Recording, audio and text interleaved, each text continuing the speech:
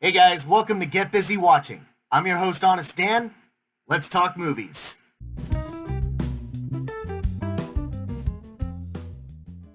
So, how would you feel about going to the mountains for Christmas with Grace? She really wants to get to know you guys. I don't want to leave you here with the kids if you're not feeling up to it. I'm feeling fine. It was my idea and it's a couple days. I can do a couple days. It's Grace.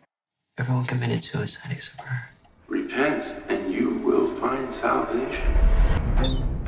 What is this? The power's out.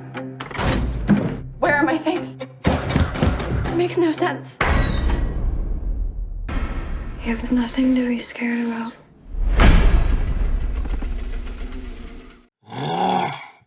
Nope. Did not like this movie. I have a family! Faster! I just do data entry! Okay, so the movie actually does start off pretty well, right inside my wheelhouse. It's pretty minimal in its approach on letting us know what's going on. This family is divided, the parents are divorcing, no one approves of the affair that the father had, no duh. But through facial expressions alone, making this Alicia Silverstone's best performance that I've personally ever seen her give, we do get a pretty good sense of what's going on. She doesn't want a divorce, likely wants to salvage the marriage. But nope, Richard wants to finalize the divorce and marry the other woman, Grace. Then, leaving the kids with him, she goes home, winds down with a glass of wine, then shoots herself in the fucking mouth and dies. We're only 5 minutes into this fucking thing. Cue the funeral and a sad family, and now we get arguably one of my favorite scenes of the entire movie. So, Mia's hysterical that her mom's not going to be able to go to heaven for, religious beliefs, but the father is being a grade A asshole by dashing her beliefs, saying, we don't know what happens when we die, shit like that. Just failing at being comforting. But it's the older brother, Aiden, who scores some serious points as a character. So the dad just gives up. He goes to sleep. But Aiden has a pillow and blanket, comes into Mia's room, just plops that stuff on the ground, reaches out, and holds her hand.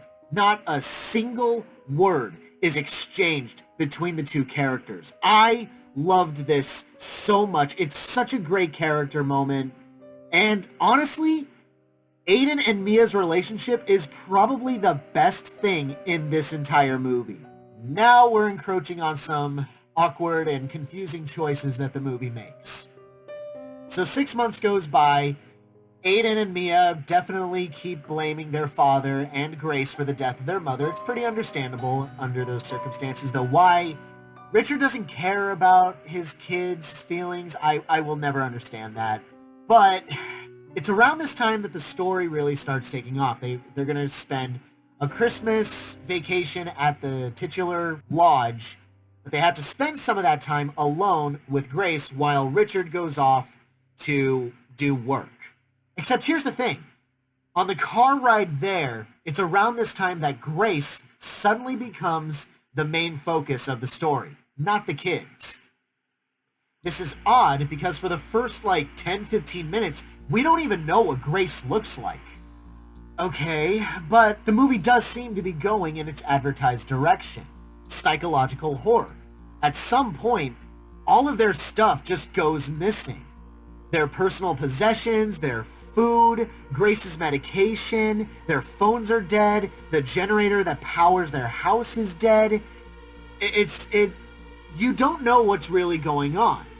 But it establishes that Grace kind of sleepwalks, but it also establishes that Aiden really hates Grace. So it forces the audience to really question, rather cleverly I might add, who's really responsible for everything going missing. Another element that I really adored was the inclusion of Grace's mental instability. Her background is that as a little girl, she was a survivor of a religious suicide cult headed by her own father, no less. So now she has, like, psychological trauma. So while all the chaos is going around in the lodge, she, like, hears her father's preachy voice, has really ominous dreams, and later on in the story, I can only assume dissociative moments. So, psychosis, right? Is that what that is? In any case, on its own, her portrayal of psychosis seems pretty accurate. But now we get to the meat of my issues with this movie. That's all the rest of it is just Grace having issues, the kids barely reacting to them, and honestly, the acting as a whole is kind of off. Like, if all your shit went missing, and there was a good chance that you were gonna, die, wouldn't you freak out just a little bit? I mean, there's being calm, cool, and collected, and then there's just not having any emotions at all. Finally, there's the ending.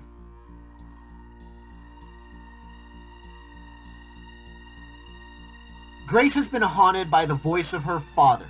She, for some reason, has access to Richard's revolver and is basically freaking the kids out. Why does she have that thing? Like, seriously, Richard knew what her history was, right?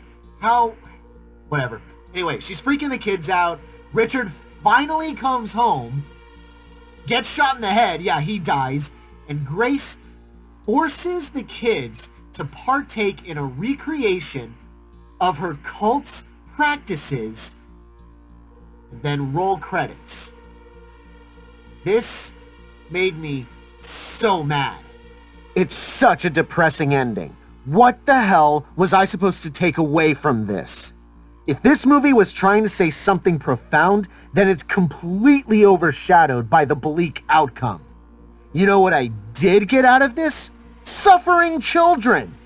Aiden and Mia buried their mother, who committed suicide due to their parents divorcing because their dad was likely cheating with a much younger woman with issues, are expected by their highly inconsiderate father to give this woman a chance and to spend a couple of days alone with her in the middle of a blizzardy nowhere. Their shit goes missing, Grace slowly gets more insane, especially after the dog dies, no means of calling for help, and witness the death of their father at the hands of Grace, and the movie ends with them under her thralls. What the actual fuck, movie?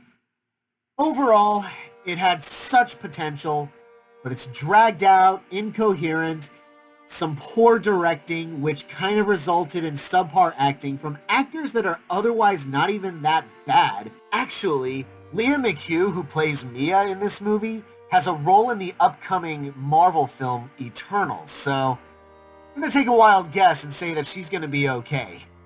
Not to mention, this movie isn't exactly swimming in Benjamins, so yeah, I don't think the actors are gonna get hit pretty hard, professionally speaking.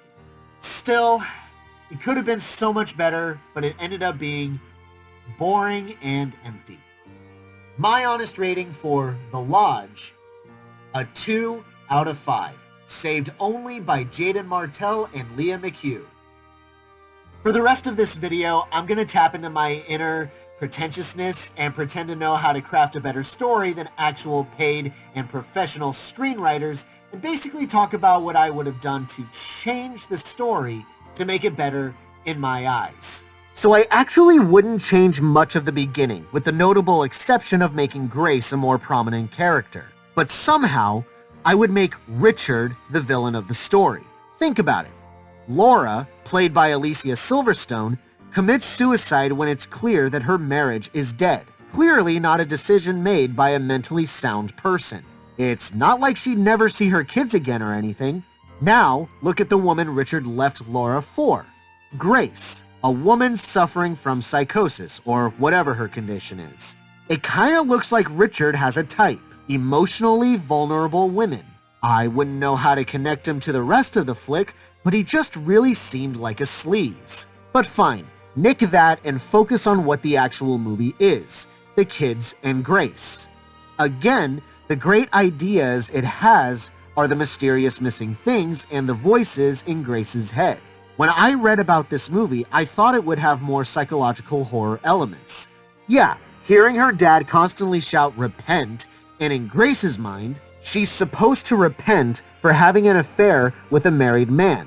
In addition to her father, as her mental state gets worse, maybe she also gets haunted by the ghost of Laura, who also screams at Grace for her affair, but it's all her own guilt manifesting in her own mind. You can even lean into it further by showing the kids being part of Grace's guilt too, and she's constantly struggling with suicide or something, or even murder. Not the kids, but Richard. And maybe through these dissociative moments, we get more context of their relationship. Maybe Grace didn't know that Richard was married, and even after finding out, he found a way to manipulate her into staying with him. Maybe also include the kids forgiving her. Maybe they can tell that Grace shouldn't be blamed for their mother's death, watching her lose it and learn about the affair through Grace. Maybe they can also see some similarities with their mom and take pity on Grace, or come to that realization that their dad is an asswipe. I would also change the ending. The gun is fine, but maybe the dad lives in the end, faced down by Grace, Mia, and Aiden, making him realize that the truth is out. Grace, at least this time, overcomes her mental issues, making her a hero and sympathetic, and triumphant. An ambiguous but satisfying ending. But that's just my opinion. I'm done. Thank you so much for watching, you guys. I really appreciate it. Have a great day. Hope to see you soon.